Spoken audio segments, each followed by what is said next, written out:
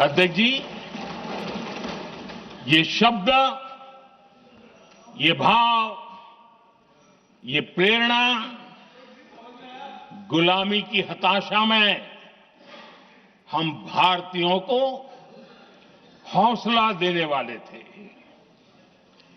इन वाक्यों ने तब करोड़ों देशवासियों को यह एहसास कराया कि लड़ाई किसी जमीन के टुकड़े के लिए नहीं है। ये लड़ाई सिर्फ सत्ता के सिंहासन को कब्जा करने के लिए नहीं है। ये गुलामी की बेड़ियों को मुक्त कर हजारों साल की महान जो परंपराएं थी, महान संस्कृति, जो गौरवपूर्ण इतिहास था, उसको फिर से पुनर्जन्म कराने का संकल्प इसमें था।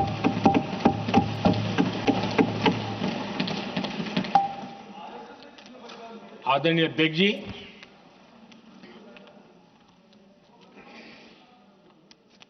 वंदे मातरम, इसका जो जन जन से जुड़ाव था, ये हमारे स्वतंत्र संग्राम की एक लंबी गाथा अभिव्यक्त होती है। आदरणीय अध्यक्ष जी, जब भी जैसे किसी नदी की चर्चा होती है, चाहे सिंधु हो, सरस्वती हो, कावेरी हो, गोदावरी हो, गंगा हो, यमुना हो, उस नदी के साथ एक सांस्कृतिक धारा प्रवाह, एक विकास यात्रा का धारा प्रवाह, एक जन जीवन की यात्रा का प्रवाह उसके साथ जुड़ता है। लेकिन क्या कभी किसी ने सोचा है कि आजादी जंग के हर पड़ाव, वो पूरी यात्रा वंदे मातरम की भावनाओं से गुजरता था, उसके तट पर पल्लवित होता था। ऐसा भाव काव्य शायद दुनिया में कहीं उपलब्ध नहीं होगा। आदरणीय अध्यक्ष जी,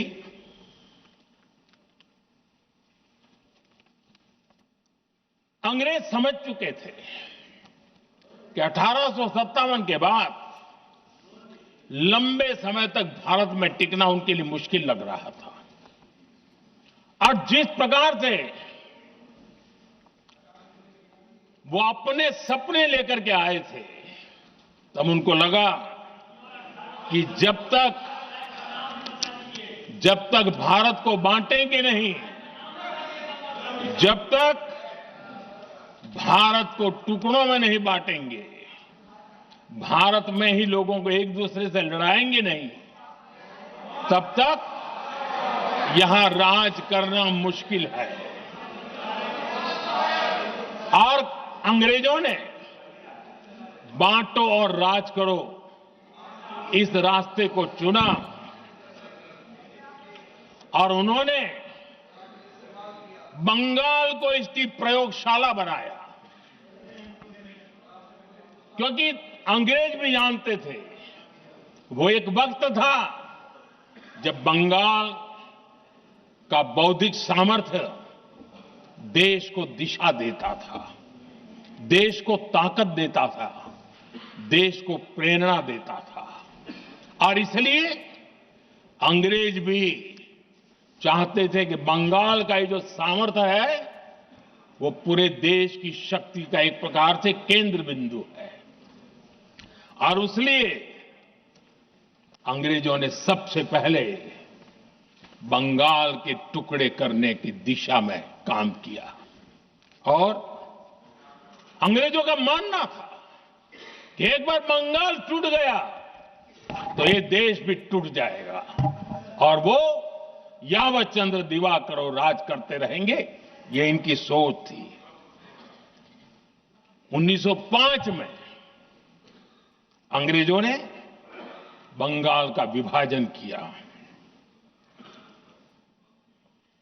लेकिन जब अंग्रेजों ने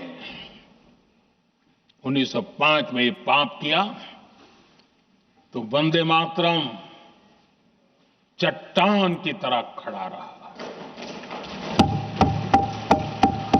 बंगाल की एकता के लिए वंदे मातरम गली गली का नाद बन गया था और वही नारा प्रेरणा देता था।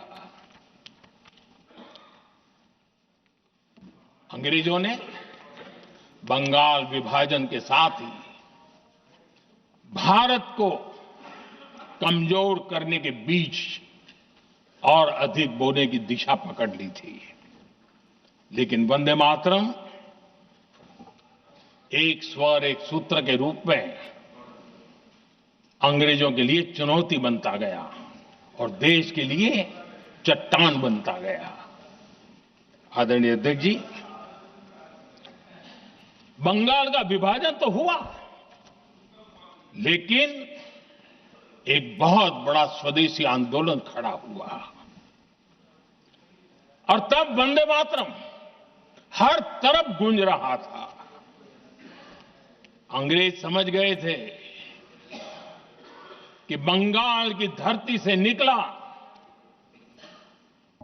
बंकिम दा का ये भाव सूत्र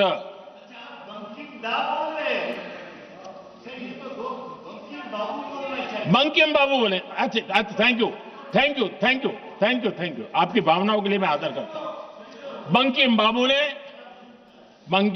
ने थैंक यू दादा, थैंक यू। हाँ,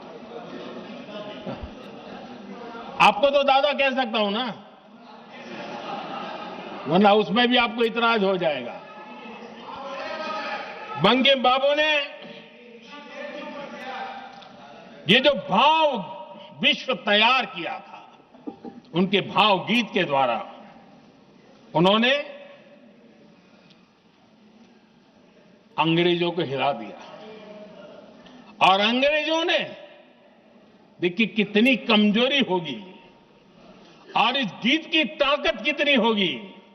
अंग्रेजों ने उसको कानूनी रूप से प्रतिबंध लगाने के लिए मजबूर होना पड़ा था। गाने पर सजा, छापने पर सजा, इतना ही नहीं, वंदे मातरम शब्द बोलने पर भी सजा।